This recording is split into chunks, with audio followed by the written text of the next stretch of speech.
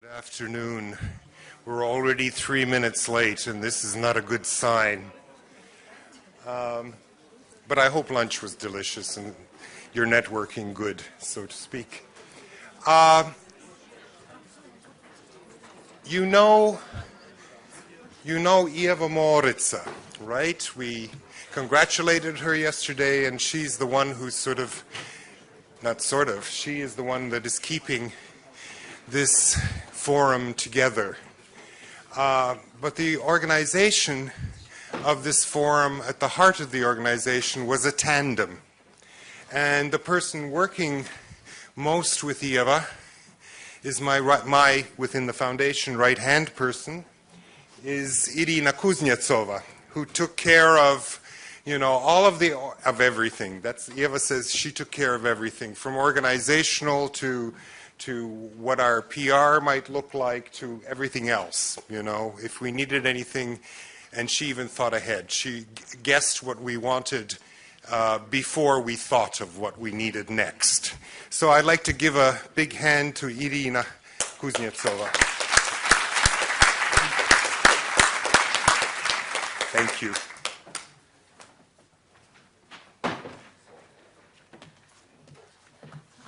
Thank you, Andris. And Irina was my partner in crime, so very much so indeed. Good afternoon to those who just joined this panel, and I'm very happy that we will talk about money now. And Raimons from Ghetto Games, he did the most wonderful introduction to this panel with, his last sentences about the challenges he has in developing his business and his social enterprise. So I will not talk a lot about the panel, and I will I trust that Jānis Balevičs, who is the moderator of the panel, will do it wonderfully. Just to introduce you to Jānis. Jānis Balevičs currently is a doctoral student at the University of Latvia, and he is writing his thesis on strategic planning in social enterprises. Jānis has over 15 years of business management experience from international manufacturing companies in Latvia and business consultant experience from international audit company. And I think this background makes him a perfect moderator for the topic finances, access to finances for social enterprises. Jānis, the floor is yours. Thank you, Eva. And we start our session on access for finances for social enterprises. And the aim of this session and format would be as follows, that we start to explore and discuss various seed bets for social enterprises financing, unpacking the future flow of mysterious EU funds, and we examine experiences and opportunities of expectations of private investors and public government funds in contributing towards the growth of social entrepreneurship. The format of this session is expected that we start with a keynote presentation on European level context for financing, since we heard that most of the possible resources will come from Europe. Then I will give questions to our panelists on very, so to say, important questions regarding investors, regarding role of government and possible action plan. And then we will have time for questions from audience as well. So I'm very, very happy to introduce you to our panelists. And from left, we start with Mr. Jonathan Bland, Managing Director, founder of Social Business International. Jonathan is an international expert with 30 years experience in this field.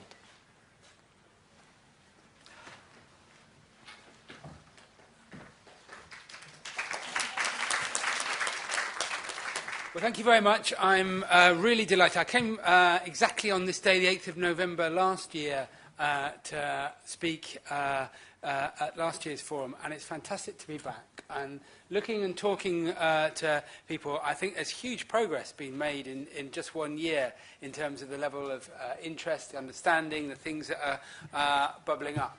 The issue, I guess, is how can we kind of turn that interest into a sort of massive wave of new social business growth for not just for Latvia, but for the whole of the Baltic region.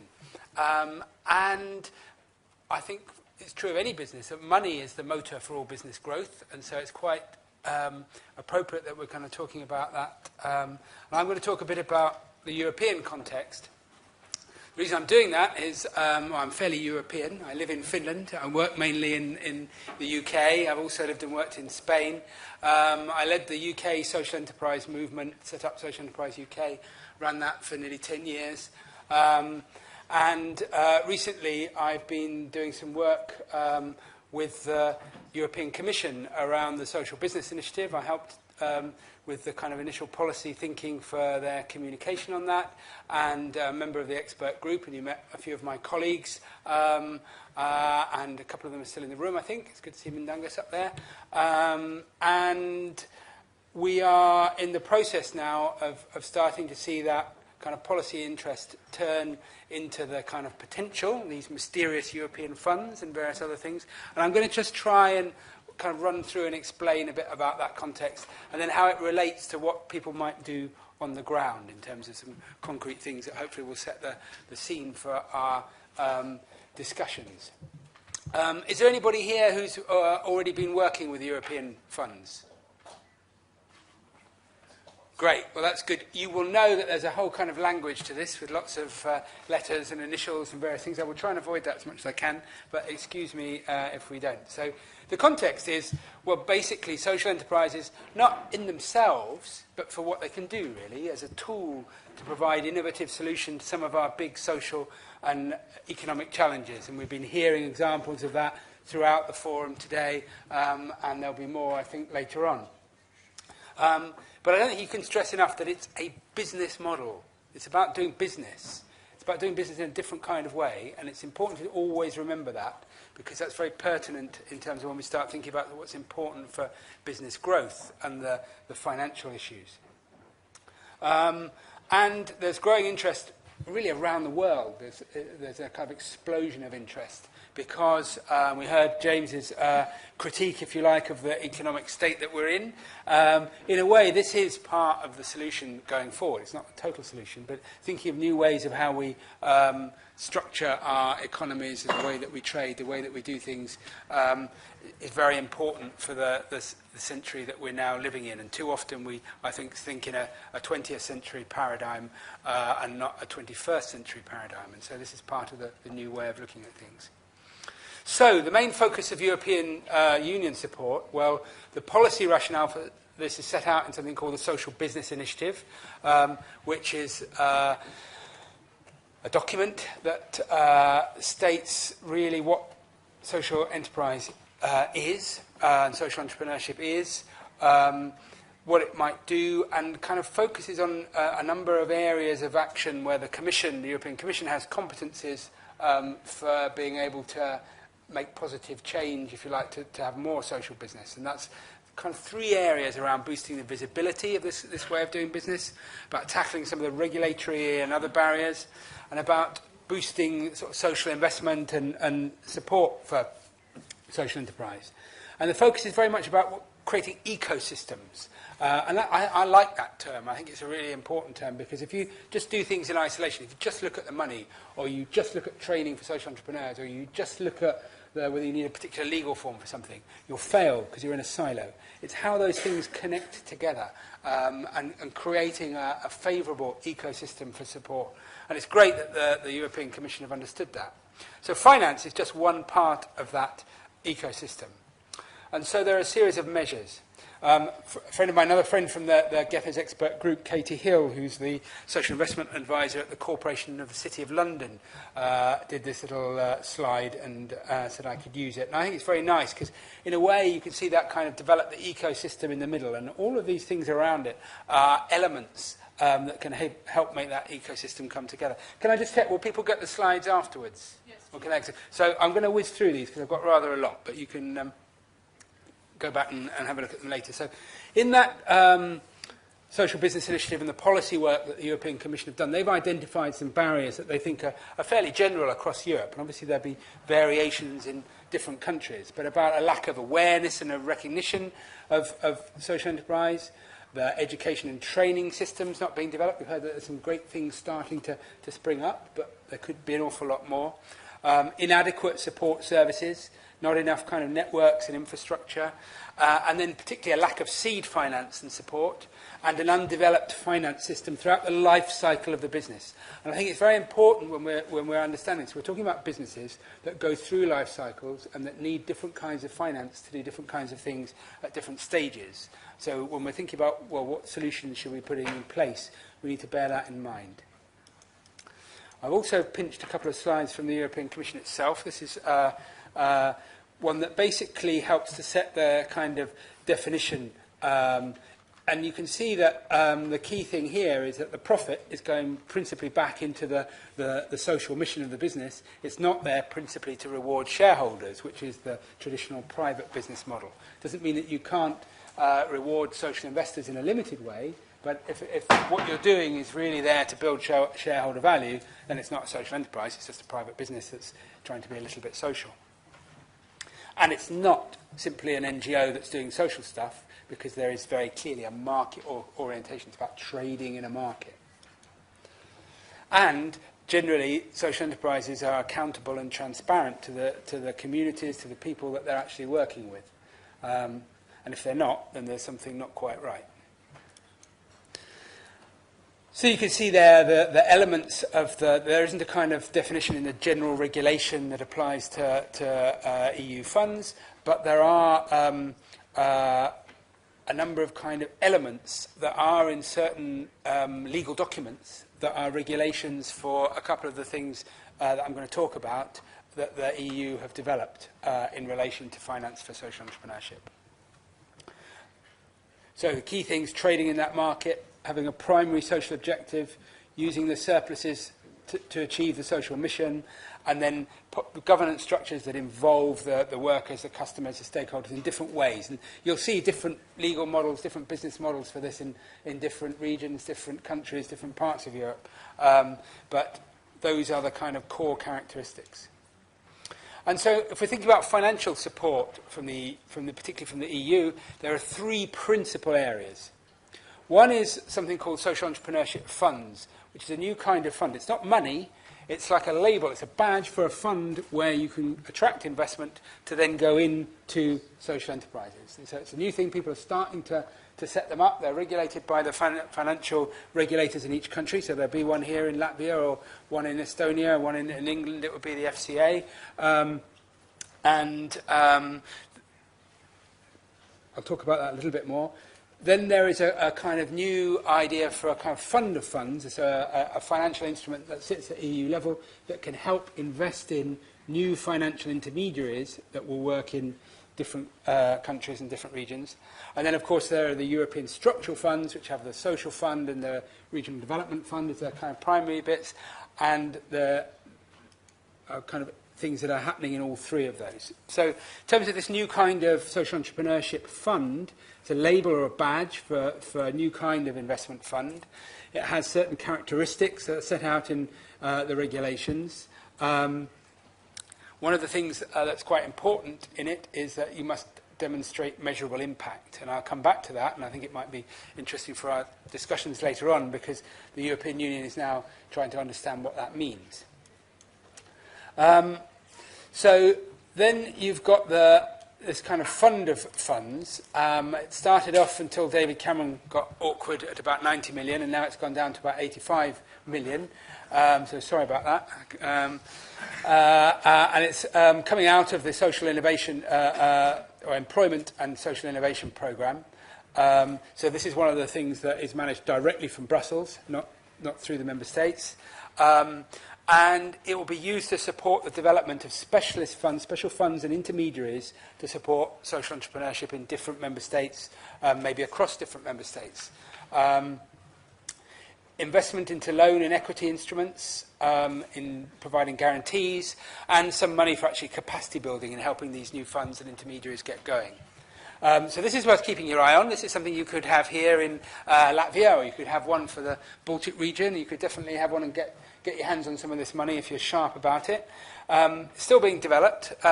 Will officially come on stream. It ought to be formally approved this year, but start to come on stream in the new programming period in 2014.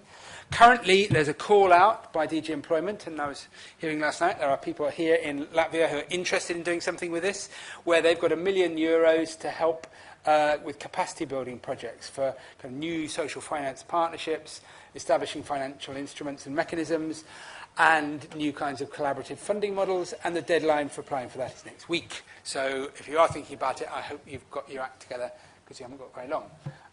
But do.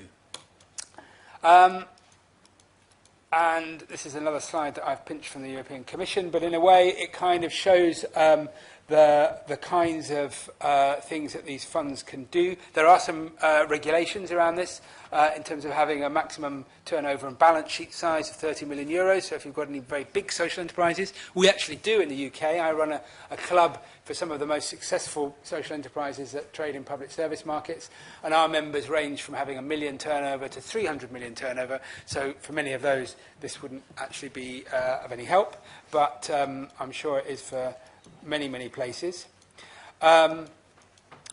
And so you can see there you'll have the European Commission. They'll put some money into a kind of financial institution at a European level, and then that will go through to different funds in different places. And at the very bottom, and those of you who are the social entrepreneurs, that's what you're interested in, that's where you can get some investment to help grow your business on, hopefully, terms that work for your business.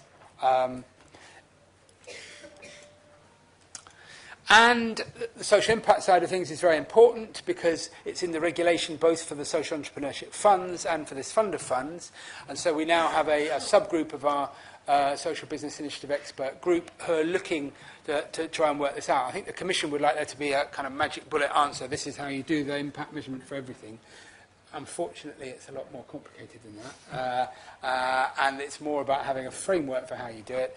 And there's an awful lot of kind of capacity building and support to be able to understand the million ways that people have already invented for doing this. You've got things like social return on investment, other kinds of social accounting, lots of different approaches in different places. And so getting something that works, I think, is a challenge. So watch this space. Other thing just to mention here at this kind of pan-European level is that the European Investment Bank group, part of that has the European Investment Fund. They launched a social impact accelerator in partnership with Credit Cooperative and the Deutsche Bank. That's about 60 million. Again, it's a sort of fund of funds to provide equity support for social impact funds in different parts of Europe. And they've got their own set of metrics for reporting on that. So that's another potential source of finance that you might be able to get into a Latvian or Estonian or a Lithuanian investment fund for social entrepreneurship. Then you've got the European structural funds, and this is about, the principle behind that is trying to redress some of the imbalances between different regions in Europe that are more or less developed, or between different collectives of people, so people who are excluded from the labour market particularly. And again, how much it ended up with after the kind of European budget wranglings. It was going to be 250 billion. It's certainly more than 200 billion. What's a few billions when we're amongst friends? But it's lots of money. I don't know. I guess you probably know how much Lithuania's entitled to.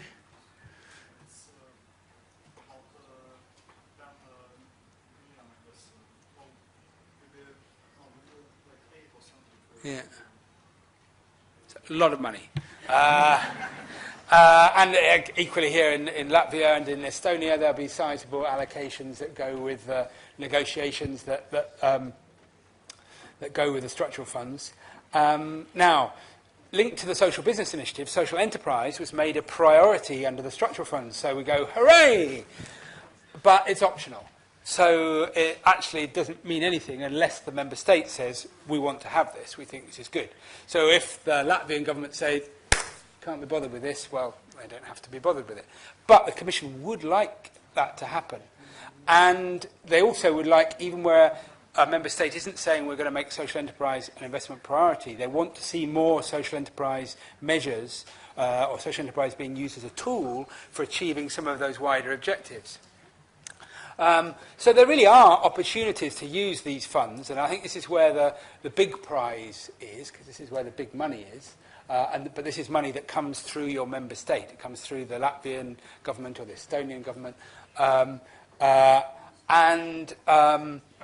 This could be used to really help build the ecosystem of support. So it's not just about creating investment funds or grant programs, but it can help with education and training. It can help with business support, with the creation of new networks, all the kinds of things that you need to if you like, have the architecture for social business to flourish.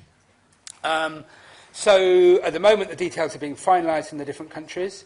But there's actually a lot of experience of this already in current programmes. And again, we're talking to colleagues last night about the funds being used for SMEs. Well, there's no reason why you can't use the same kind of approach for social businesses, but tweaking it a bit, taking into account that those businesses aren't there to reward shareholder value. They're there to achieve social impact. So you need to kind of just adjust a bit the way that those kind of programmes work. So it's a major opportunity, but let's not kid ourselves. There's some real barriers. A lot of those barriers are to do with people not understanding what this world is about. Particularly, one finds in many places it's politicians and particularly ministry officials. So it's great that we have Lolita with us today, who's a very important politician here in Latvia, because what's really important is that the politicians understand this and can encourage the civil servants, the functionaries in the different places, to really do the right kind of work on this, to get the benefit. Otherwise, we're losing out. We're losing out on one of the most new and powerful tools for tackling our 21st century problems. But through ignorance in many places, we're losing out on the potential of that tool. And the only way of sometimes getting through that ignorance is by having that political leadership and saying, yes, let's really crack on and look at this properly. So, and that's a very logical thing. You can make your money work better. You know, very often being able to invest in social entrepreneurship, using things like revolving loan funds, revolving financial instruments, you can use the money a few times over. You're not just giving it out in some grant program where it's, you know, gone. And I've seen lots of kind of European money in my career just go down the drain. Millions of it. I mean, I've probably wasted a little bit. I've done a few European projects. I think I've done some quite good ones too. But overall, there's a lot of money that gets wasted. And so thinking about how we can use that precious resource, particularly in these difficult times, I think is very important. But I think it's also important that, you know, we have this kind of EU level. So, you know, I've sat in Commissioner Barnier's office with him. We did a little video, actually, before a conference that we ran in the UK last week. We went into there, sort of chatting away. But the top of the Parliament building is a long way from the street outside there in downtown Riga. And the issue is, how do we make those policy aspirations, the resources that are there, connect with the reality of what you're doing on the ground? And so you really got to think, what are the unmet needs? There's no point trying to use this to do things that you've already got things for. What kinds of funds and intermediaries and other kinds of support could help meet those needs? And also, what examples exist of support in different contexts? You don't want to just keep reinventing the wheel and sometimes reinventing square wheels or making mistakes over and over again. I've seen that done so many times.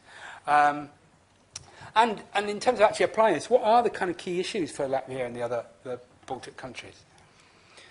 So I think it helps to you know, go back to basics and think, okay, we heard that in that earlier slide about the life cycle, about the financial support for the life cycle of the business. So if you think about the kind of needs, types, the sources of finance for social entrepreneurship, you know, you've got startup with the kind of feasibility, that seed corn money, also for new innovation.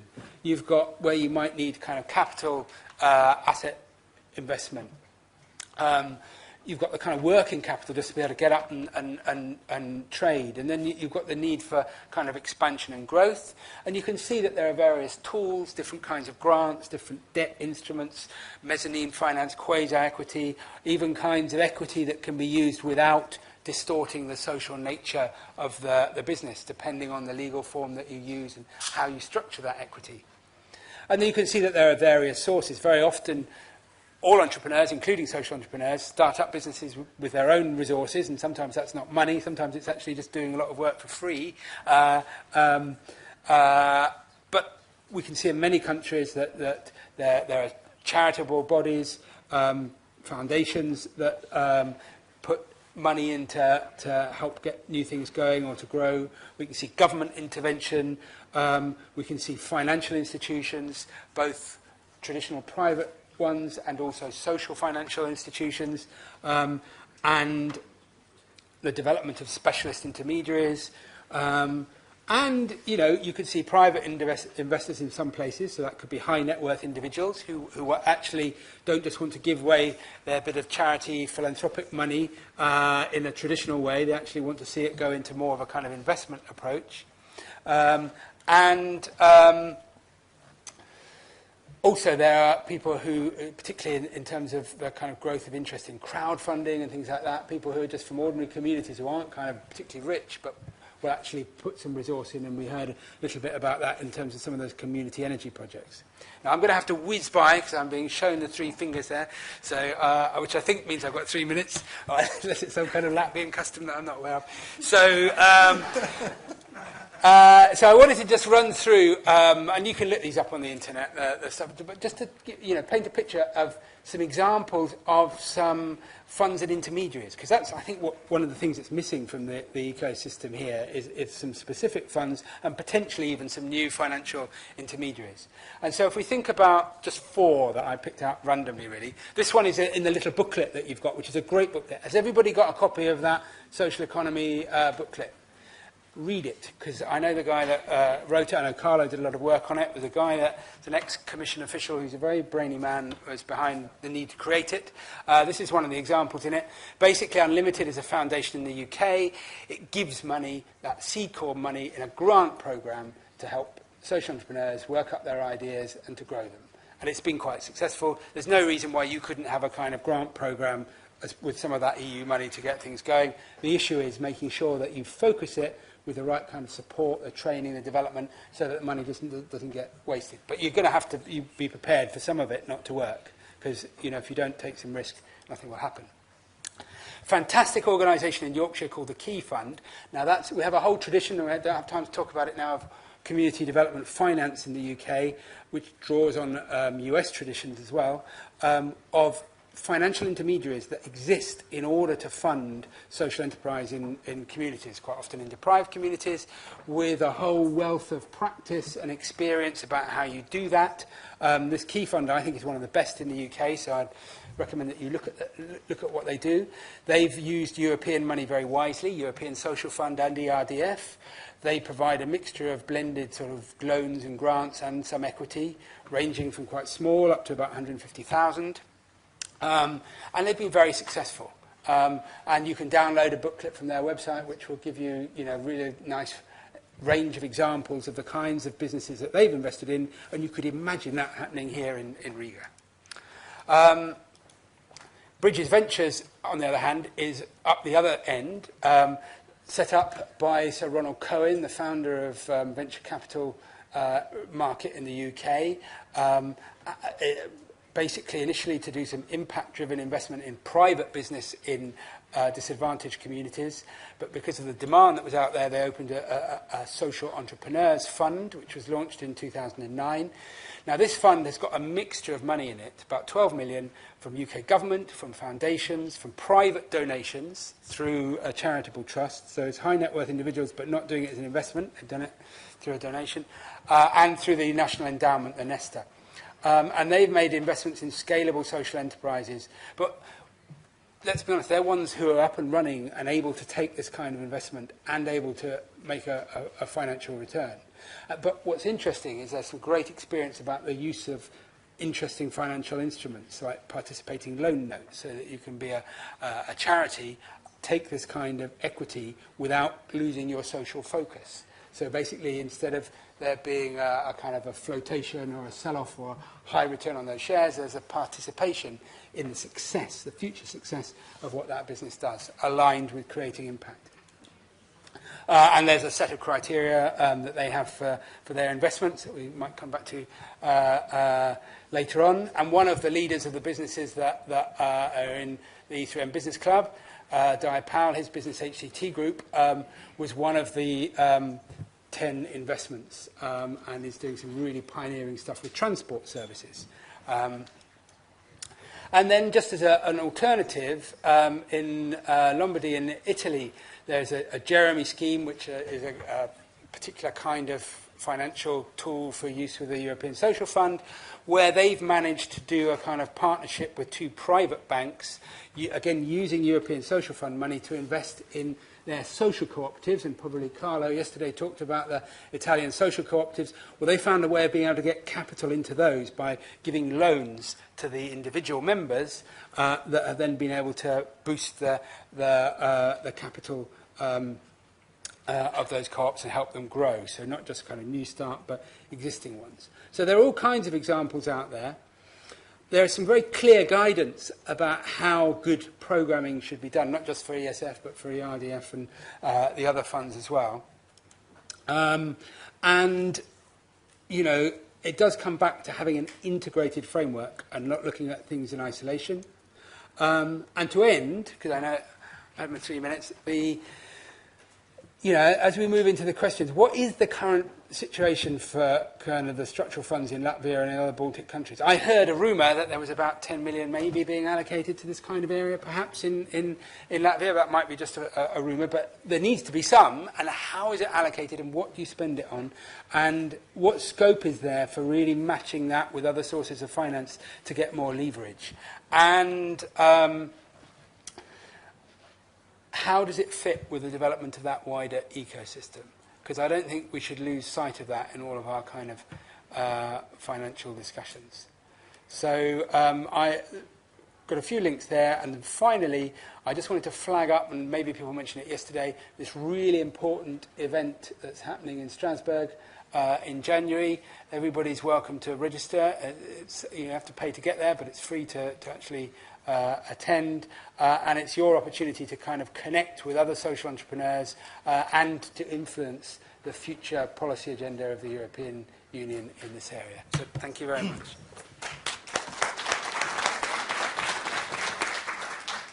Thank you, Jonathan, for this European context, for inspiring us with billions and millions.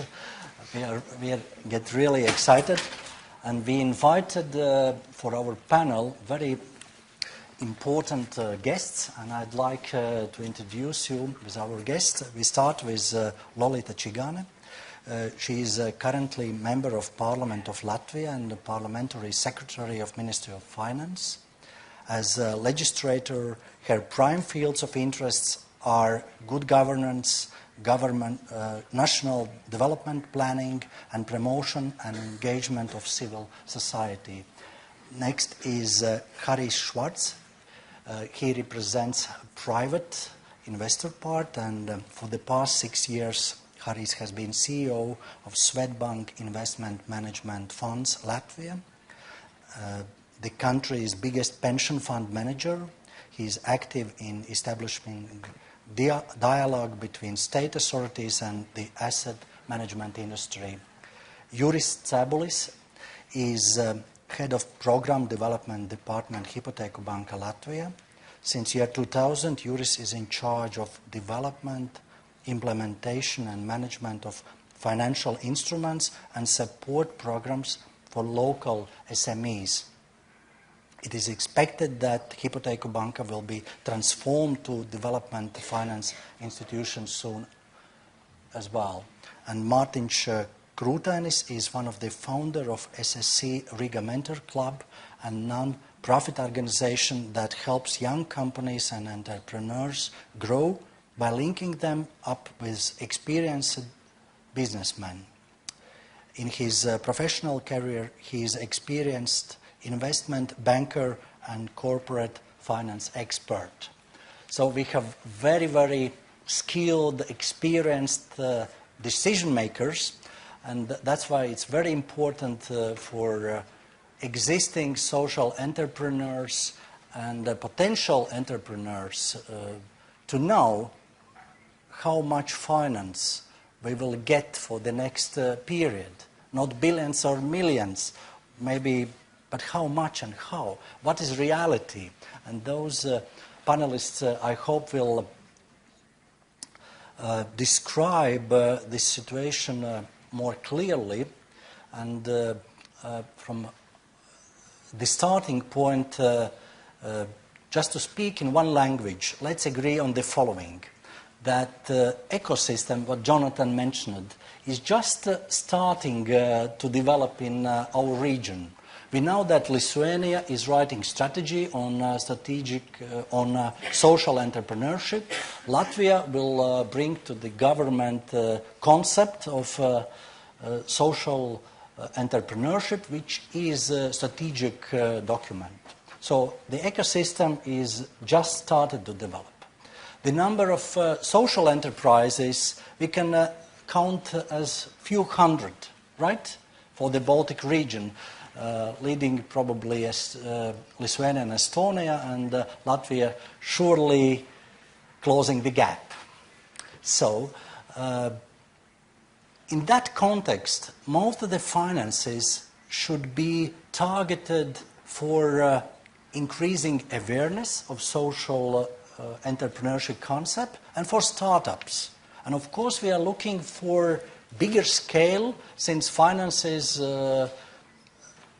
anyhow ensures scale, it gives sustainability, and it's just a very, very critical point of that ecosystem. And I would like to start our discussion with a question to Juris about the existing programs. Existing programs, would social enterprises be eligible, attractive and suitable for existing programs and funds supporting development of small and micro enterprises? Juris. Yes, hello. Actually, I have to be frank, we have not financed any social enterprise of 30 million size, but we have a couple of programs which definitely have social cause. And one of them, as you just mentioned, is our startup program. The program is meant for people who want to start their first business. And this is definitely very, very necessary in Latvia. And this can help just to stimulate entrepreneurship and just to create new jobs in Latvia. And our startup program, we have now financed over 1,000 people, and we needed some 11 million lati to finance them, so now 30 million needed. And we not only finance these people, we also consult them, and we tell them that if they have a loan, they will have to give the money back, and they will have to calculate first whether they can survive and they can pay back the loan. Also, we provide a training course at the choice of these aid recipients. They can choose whatever topic they are interested. We have 5 topics and 1 basic course covering many topics. So I think it's probably Jonathan, if he analyzes, he can tell how many out of these 1,000 companies are social enterprises. But definitely I think that this program helps and plays a social role. These are very small companies. There are people starting businesses. They are all around Latvia in cities and also in rural area. And so their businesses normally are oriented to the local community and so on. Of course, 1,000 companies, they are not, all of them are not innovative. Most of them are just basic businesses, trading something, providing services. But still, we think that this is important job we are doing, and people are starting their businesses. Thank you, Juris. When we discuss about finances, it's important to name sources. Otherwise, it might be not a full picture. And we know current commercial sources of finances, and we know different venture capital initiatives, equities, and so on. But I'd like to ask Jonathan regarding so-called seed beds for investors. From your perspective, who would be those investors for social enterprises, specifically now in Baltic region? Would you think they are existing institutions, both private and public, or there are some chances some institutional, international funds would be interested in our area somehow to increase their exposure? How would you describe that, the sources? Well, I think a lot would relate to the risk and the nature of the businesses that were being invested in. And so I think in terms of traditional institutional investors, they may come into this world, but I think they'll come in later down the line.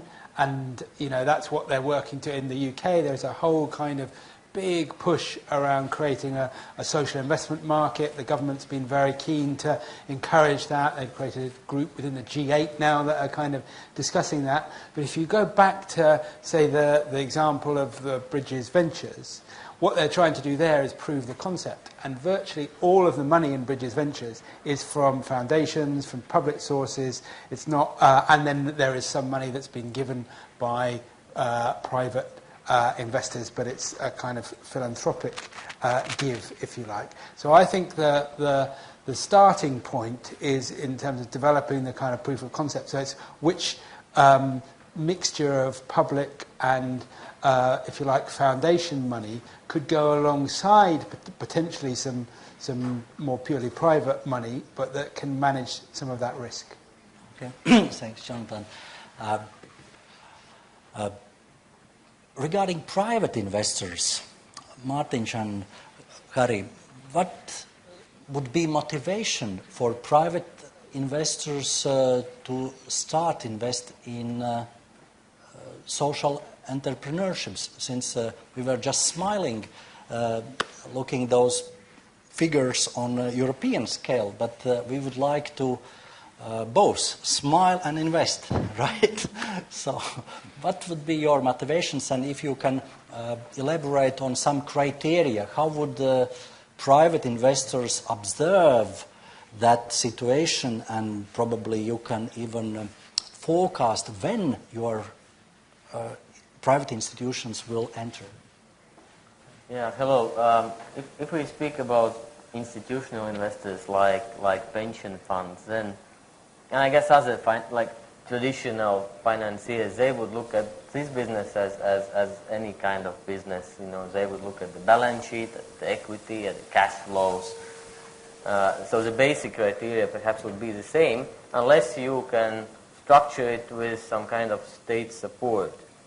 If we speak about the role of institutional investors, pension funds, I guess they could play a significant role of helping to leverage, of helping to, you know, turn 5 million into 50 million or 100 million, and it's really possible.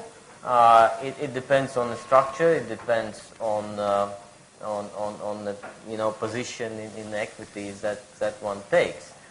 And with this respect, I guess in Latvia, we are already for several years considering setting up of state development institution, where State Mortgage Bank is going to also, play a critical role in it. And then what we see in other countries and what we see often internationally is that state development institution issues some kind of bonds or set up funds where institutional investors like pension funds invest, and then it is state development institutions that channels these resources through various programs into private equity business, venture capital business. It could be social entrepreneurship funds or any other activities that are really critical from state development point of view. Mārtiņš. Yeah, I think, on a regular basis I deal with, trying to sell companies and trying to basically convince investors why it makes sense to invest in this particular business. I think there's sort of two issues that need to be looked at separately. One is the return on the business. In social enterprise, you will not generate profit, and therefore the investors will not get normal return, which they would expect by investing in traditional businesses. So in that perspective, all social enterprises would lose out to all the other regular businesses, so to say. So it would be the investors looking for the social benefit, including the same big traditional institutional investors. So they also are looking to position themselves as good corporate citizens and supporting, being part of the solution rather than just generating most of the money for the shareholders. So I definitely see that some money, if the infrastructure is there, as Harijs explained, that if it's easy enough to invest, that some of the big boys will follow. Well, I think at the early stage, and I don't know how it started out in UK, but at the early stage, I think where we're primarily now in Latvia is just to grasp the concept as such that you can set up a business, and this is the biggest problem I think that is out there in the community, is that people who have social concerns, they are not coming from the business background. And when you tell a person that, for example, has taken care of elderly people or help the neighborhood, etc., it's very rarely that they are, investment bankers. It would, for these people, they clearly see, okay, I understand the idea that I would try to approach this problem, that I would turn it into a business, but they don't have the skill set to be able to turn, even if they have the idea, into a business. So in this perspective, I very much appreciate what Hipotēku bank is doing, so the Altum program, because it's not only a matter of finances. It's actually, for a lot of these people, the consulting services or this coaching that the program basically insists upon is very critical. So the people also just start to understand how the business generally operates. What is profit? What is cash flow? What is balance sheet? And how do I arrive whether I can generate any profit at all, or will it be a loss-making thing? Because I think in Latvia, you have a question? All right, just let me finish my monologue. In Latvia, I think the community has grasped that for the social goals, there are grants available, and you qualify for a grant, you get financing, you spend it on a particular goal. That's it. You want to do social good again, you have to win the grant. The concept that you would go away from a regularly requesting support towards maybe a one-time of support to establish a business and then turn into a business venture, that's something completely new, I would say, at least as far as I can see in people and the communities I talk to. So it's more about I think at this stage, as with any entrepreneurship, is actually just understanding how to establish a business, how to start the business. You don't very often need a lot of money, even in UK. I think you showed that, just test of the concept. You're talking about 500,000, a couple of thousand euros. Very often, if you are really concerned about the issues that you are trying to solve, you should be able to finance it yourself. And it's the second stage where you maybe need 10, 20,000 that you are starting to look for the investors. And I would say we do have a functioning solution already here in the form of Altum. It's more like the whole point of this forum is to basically bring across the message and inform the people that you can approach social issues from a business perspective, and rather walking away from the grant paradigm into a business paradigm. We will have questions at the end of our panel discussion, but I'd like Mārtiņ ask a very short question. Yesterday, one of our participants mentioned that social entrepreneurs need values, passion, and action. 3 things, and we hope that we all are just about action, because we share those values and we are quite passionate. Is that attractive proposal for high net worth individuals or investors to earn money and feel good? Sorry for such a difficult question. I definitely see that also among the high net worth individuals, that's a new concept, and that ideally what we would like to see is something that, pretty much like every individual in Latvia is aware of, that there's this one business that is a social enterprise, and it has succeeded in basically combining the business and the social elements.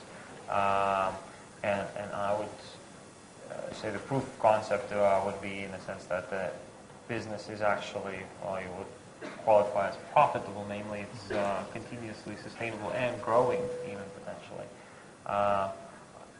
To the extent that I've seen the businesses, they all are or early stage, or they are still in need of additional support, so they would rely partially on business income but still partially rely on grants. So it would be like a mix of things. I think there are a number of high net worth individuals in Latvia that are currently spending sizable amounts of money to do social good philanthropy. And I think it's a matter of time before some of them try to, again, move away from the grant mentality into more business mentality, where they actually encourage introduction of business principles. I think, if I can use this one single example that I'm currently involved in, so as a part of Mentors Club, we just actually, within these days, probably will be issuing a loan to a social enterprise in Ventspils. What we've seen in the process, together with the Source Foundation that is sponsoring this event, this attempt, is that we had a beauty contest, and you had quite a bit of participants, and even though you had in the title that it's a loan, it's actually, once you get down to the process of describing that, okay, you have this money, and show us your business model, and you will have to repay the money, then the range of or the number of interested parties decreases very radically. Again, coming back to what we have cultivated is grant mentality, and in parallel, just recently I was involved in another competition where I was a part of a jury, where the grants were issued of pretty much the same size, 5,000 euros, and we had, I think, 10 times more applicants than for the social entrepreneurship program. Thank you, Mārtiņš. So, thank you for hope that private investors will have more and more exposure to social entrepreneurship in coming years, but we need money now. So the only big hope is public funds and European resources, or So that's why I'd like to ask to Jonathan again. Sorry for those 3 minutes, but because I didn't tell you that I will give you much more than 3 minutes. So, from your perspective, what would be the role of government in our situation? Role of public funds, how critical they are? What would happen if we are quite on low level, we are reluctant? How would that impact the movement of social entrepreneurship? Yeah. Well, I guess that what you do with the public funds is incredibly important. And it's actually not just the funds, it's the whole framework, because the government, if it wants to, can do an awful lot of things. You mentioned that there's this concept being presented by the welfare ministry to the rest of the government, I think, or by a group to the welfare ministry. Anyway, there's a plan. There is a plan. There is a plan for that. One of the things that we did in the UK that was incredibly important, really, you can't stress this, is that we worked with one of our very good politicians, Hintin, who was actually originally in the finance ministry, economy, and then moved to the Department of Trade and Industry. And we really spent a lot of time working with her to understand what social enterprise, social entrepreneurship was all about. And when she got it, it was kind of a light bulb moment. You know, she saw how some of the challenges that were really important to her in terms of the people that were in her kind of surgeries, the people that vote for her coming to talk to her. She could see, yes, this could be really the thing. And so she, when she was in the industry ministry, said, right, we're going to have a strategy. And the first thing she did, she got made Secretary of State, top kind of, and the first thing she did was say, right, I'm going to establish a unit with a team of civil servants who are going to work on this, and we will have a strategy for social enterprise, and it won't be just a strategy for my ministry, it'll be a strategy for the whole government. And this is when Tony Blair was the Prime Minister, he signed it off, we all kind of fed into the strategy, a bit like the way that you've got the kind of working groups and things going on now. And that strategy set out what social enterprise could do, so there were 5 things that it was great for: boosting the general level of enterprise and entrepreneurship, tackling unemployment, modernising public services, working in some of our really run-down cities and rural areas where there were economic problems, and also encouraging citizens to do more things and engage. So those are the 5 things. And then there were a whole list of things that government could do around creating that ecosystem. So we had a new law, community interest company, we had a focus on investment, we had things to boost the visibility, so the government sponsoring awareness programs, things like awards, that kind of thing, just so that more people knew about it.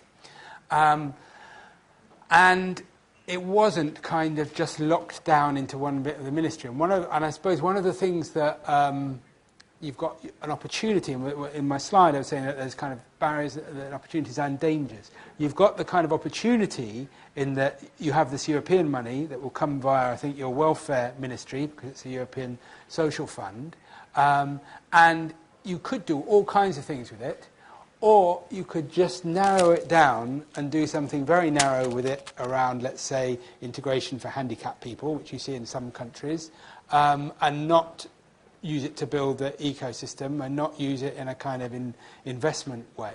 So what you kind of do with the opportunity that you've got now and how you frame that in terms of a wider strategy, the kind of future is in your hands and you can paint the picture that you want. So I guess there is some real resource there. It's about how you frame that and how you might use some of it to perhaps attract private investment or foundation money or other money to kind of work together, and how you can use it for other things. But, and obviously, if it's coming from Europe and it's part of a negotiated European Social Fund programme, say, then it has to meet the objectives of the fund. So it is going to be about creating opportunity for disadvantaged people or for some of the challenges that you've got there. But it's got to be framed in the right way. And so that's what I think you should do.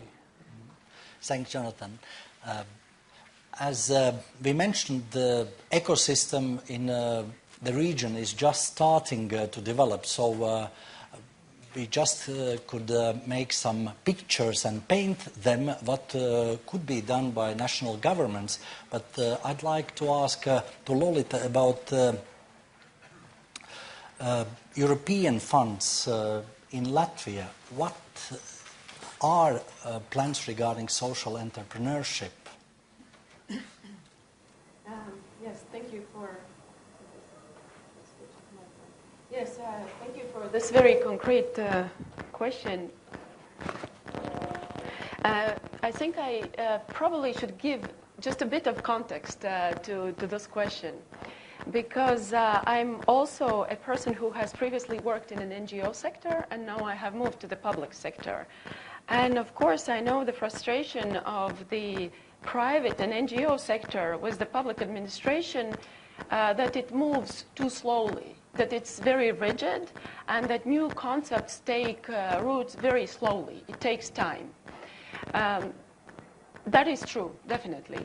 But it's also because the public sector obviously needs to see the whole picture in its totality, basically.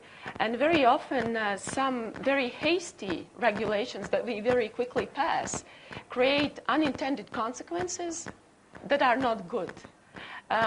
So that's why the public sector is moving very cautiously, and it's sometimes very hard to reach the point where innovative ideas are truly believed in and promoted. We were just passing the budget of 2014 in the Latvian Parliament 2 days, or 1.5 days ago in the night, deep in the night.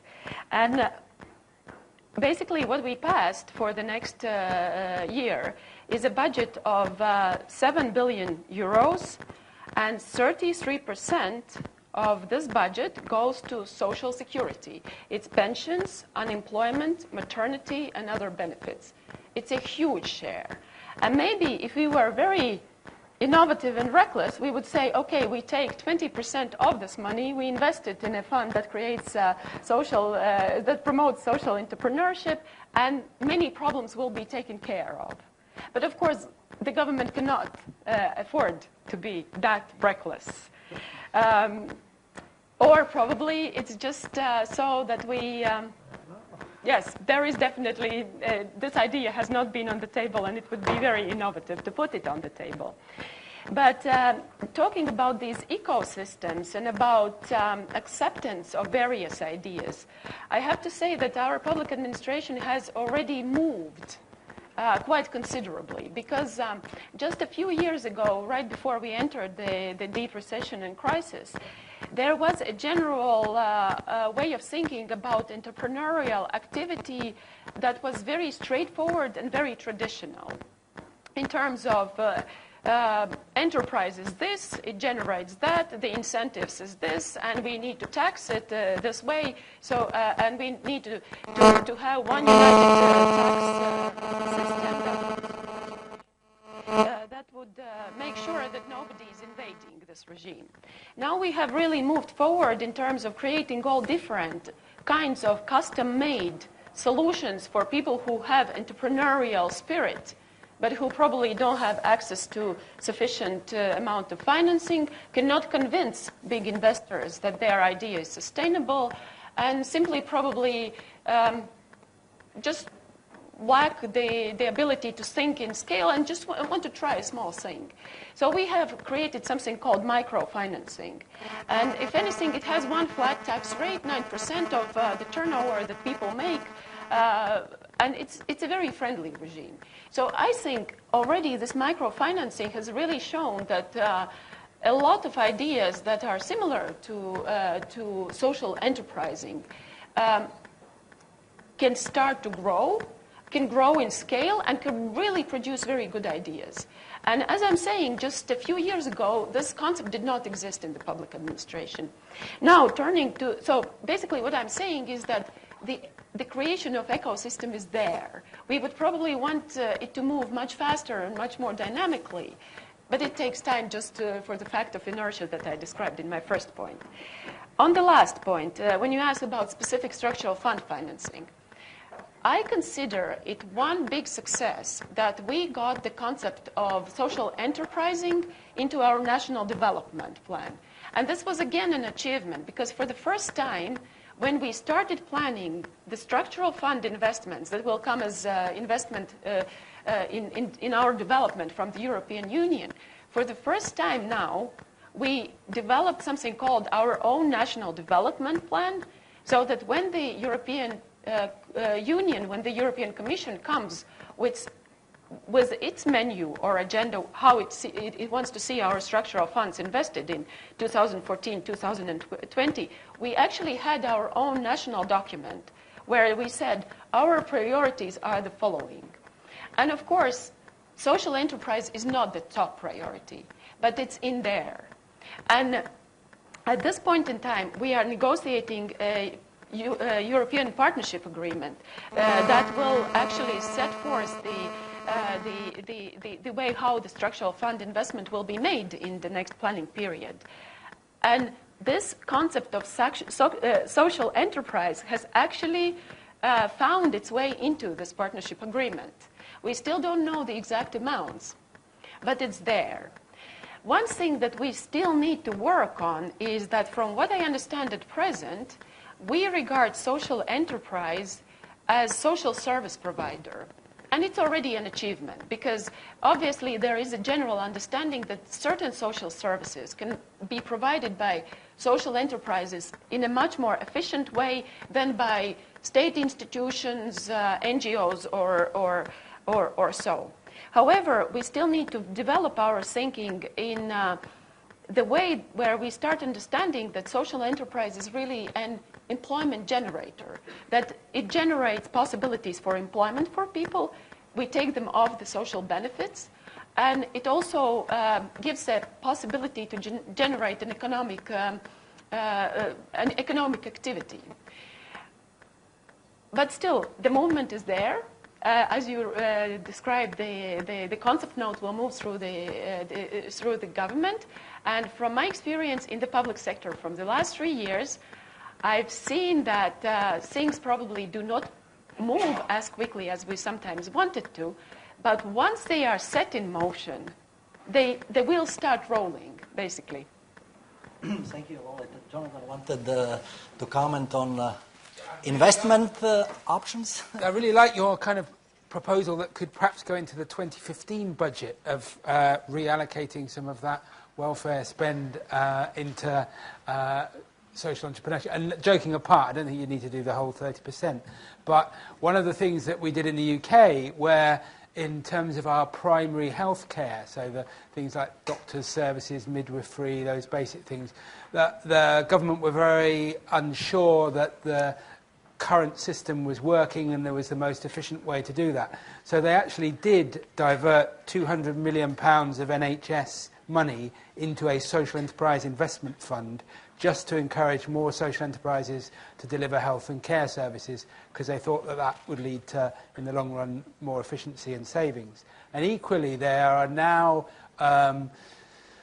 attempts to develop what they call social impact bonds to tackle some of those areas where an intervention now could save a lot of money later on down the line. So things like to do with the rates of reoffending of people who've been in prison, or issues about children going into care, or some of the things to do with troubled families, where they really are looking at a kind of different thing. So you wouldn't need to put all of that 30% in there, but you could take a bit of it and experiment with it, if, even in these difficult times, if you were brave enough, perhaps looking ahead to 2015. Thanks, Jonathan. And before we start questions from the audience, I'd like to ask Jonathan again to paint the picture what we all as a society should do to move social entrepreneurship ahead.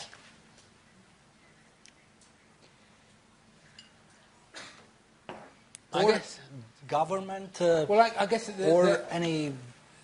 Each and every one of us in this room has got a responsibility, if you like, for doing something. And if you think about the ecosystem and about trying to really make sense of all of this and to help things grow.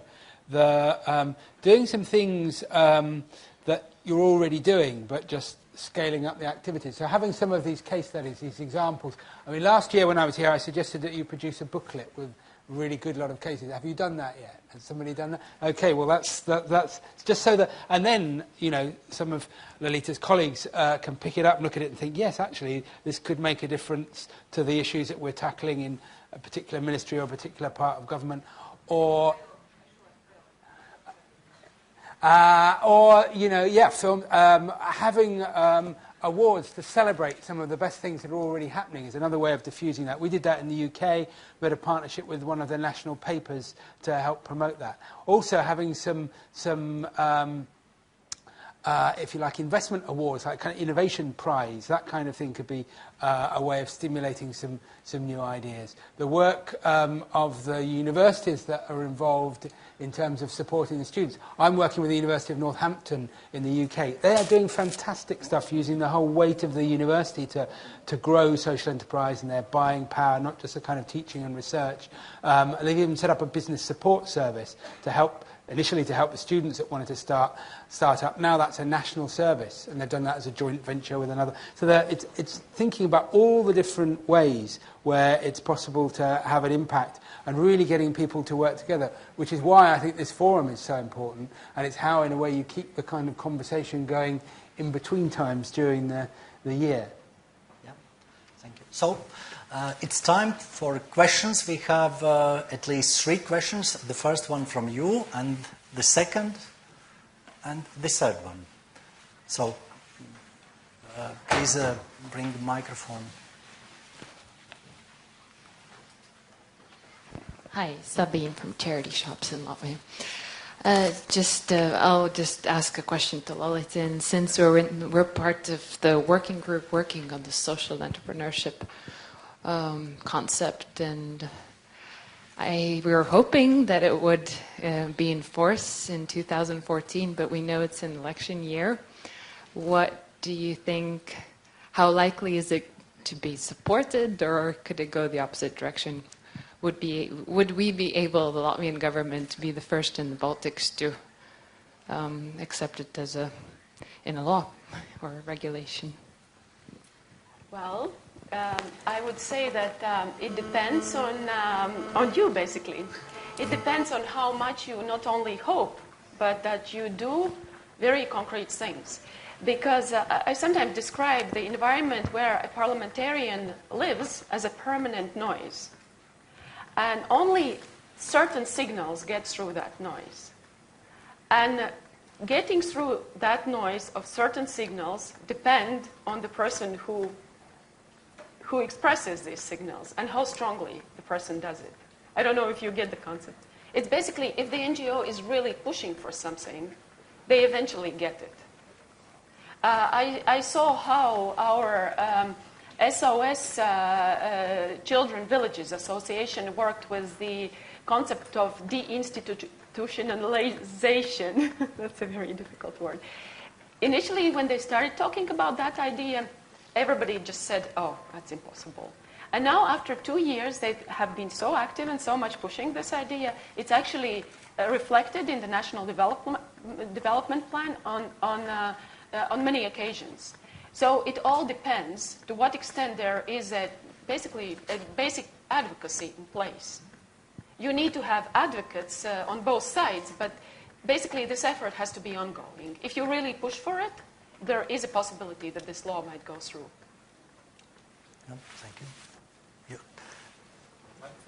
Yeah, microphone is essential. Yeah, no. Is it working? No, it is working now. Well, thank you for a very helpful panel, and I think especially when we talk about collaborations and working together, we need to hear this side of the spectrum. And the question is, in order to work together and create collaborations, people need to understand and adopt sometimes other people's languages. And one of the questions I ask as an academic dealing with social entrepreneurship and as someone who has been working with Ashoka for the last few years, is whether the government and the business sector is willing to understand and maybe to accept the language of social entrepreneurs when they talk about impact, when they talk about measurement, when they talk about timeline. Because if not, there might be a problem or a challenge. And the whole idea of working together is trying to adopt, try to understand, try to create a common agenda. So it's a question whether there is this openness on various sides. So the question for government and business people. I can start out from my side. As I said, at least in the people and cases that I meet with, I would say there's a feeling of novelty, and people are relatively uncertain what it means to do business rather than just help people. And what the hell you mean I must return the money? But I think coming from a business perspective, even more concerning for me was the concept about measuring impact. And I thought that, if you spend not just 5, 10, but, hundreds of thousands or millions, that on the other side you would have, 20 pages of statistics, what exactly was done and achieved. But very often it's pure text about how much good has been created in the world without even mentioning how many people were impacted and what exactly the impact was. So again, for my humble, little bubble that I live in, I definitely see there is a huge scope of improvement in terms of just trying, and I totally agree, very difficult subject of social impact, but at least, make some attempts in defining it, and then just start talking about business. I think from the business perspective, people would be more open because businesses very often now are trying to be socially responsible, so they are sponsoring events. And if a proposal would show up, hey, rather than doing it like a sponsorship, why don't you invest in a business? You might treat it as a sponsorship anyway, but you might maybe create something sustainable. So I think there's definitely some willing ears on the private side, where I see currently, maybe because I'm coming from the business side, is more problem on the ideas side is to have viable business ideas where you could invest the money on a sustainable basis rather than a form of a grant.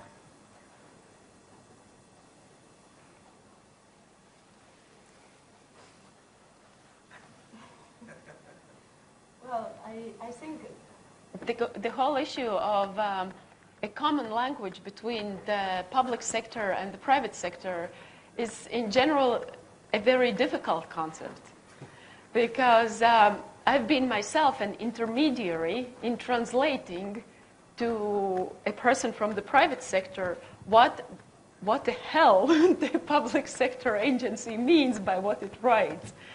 And it's very hard to have a common language. And yes, sometimes our laws get very intertwined, very difficult, very heavy to read and understand. And this social concept is also a very heavy topic, because unfortunately, we as a society coming from a totalitarian past where the state was really oppressive, have developed strategies to go around regulations, to avoid the state, basically, to operate on the margins. So sometimes the feeling generally in the public sector is that this language has to be strong, oppressive, and not so much encouraging, fostering, promoting, and so on. So yes, there is definitely an issue of language that we still have to learn, just to encourage people. Say, your entrepreneurial spirit is very good. Just go ahead and we'll try to find a friendly regulatory framework that allows you to realize your potential and ideas, thus also benefiting the society in general. So thank you. your question?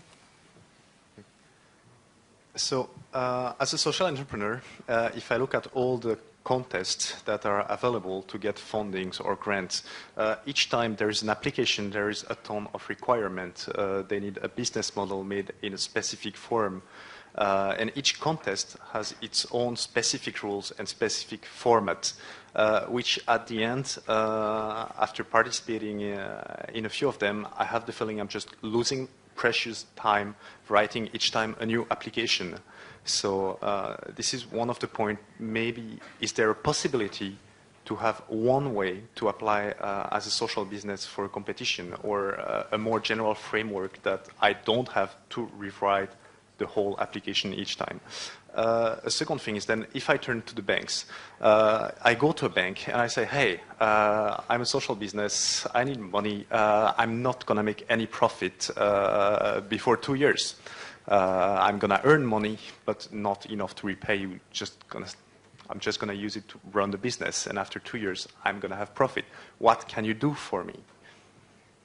So this makes me gently look for a different approach through fundings, more into crowdfunding, more family, friends, and mates, and just knock on the door. Hey, I see you have an empty room in your building. Can I use it and have my offices there? Also, when I walk in Riga, I see a lot of buildings with these yellow stickers you might have seen, Occupy Me. Isn't there a possibility for the city to give space rather than money, to give other resources to social entrepreneurs, support them? I'm thinking there, if you have people occupying this space, they are taken care of, and you don't have to spend money on renovating and yeah, them. Yep. There were 2 questions regarding formalities and profits. Maybe Juris could give an answer. Yeah, just about talking about these numbers of competitions, I don't think you can escape of that, because each competition really has its own sponsors, its own goals, but talking about financial instruments, and there could be financial instruments sponsored by government, and then as we consider normal financial instrument is with normal term, which is like several years of length, and you will be aware that this instrument is available today and also after a year, so you can prepare your documents in the time which is appropriate to you, not to the specific contest. So I think this is one answer to your question. I very much would like to reinforce what Juris was saying, is that with a lot of the competitions, you basically have to adjust your business plan to the particular competition. Whereas the ultimate program, I mean, pretty much, you work on your business plan. Once your business plan is ready, you go apply, and hopefully you get the money. So the timing element is definitely there. But I totally agree that normal bank financing actually should not be available also for-profit enterprises at the banks at the seed level. It's not supposed to be. So that's why this ultimate program at Mortgage Land Bank is so different from the rest of what the banks are doing. You are supposed to get your seed financing from friends, family, and pools, as commonly known. And then once you only have, ventured past the initial stages, and you actually have shown that the concept works, this is when you can start going to more established providers of financing, including banks. So that's just, once more stress that we do have a unique thing set up already and working. Jonathan? I would like to just pick up on what you said around the buildings and the assets and what public bodies can do.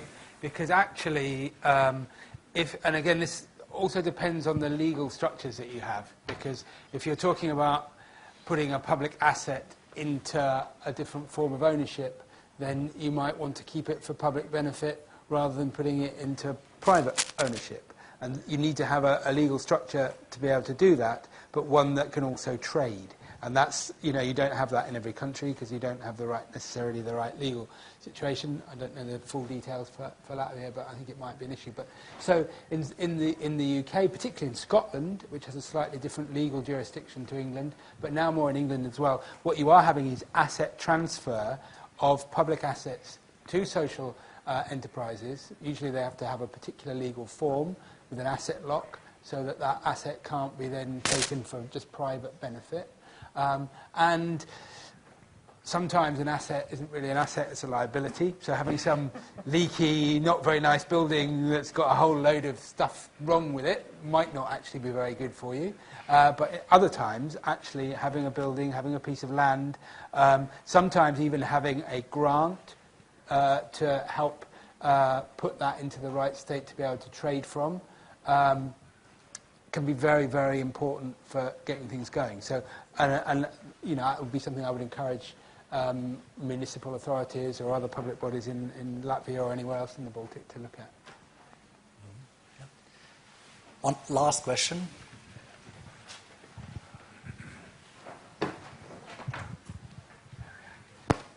Thanks. Okay. So we're a non-governmental organization. We're a foundation, but charity shops. We operate with profit. Every 2 years, we open up another store. Would any of the banks, we would be willing to invest in us to scale up, say, open another 5 stores in Latvia? We operate with profit.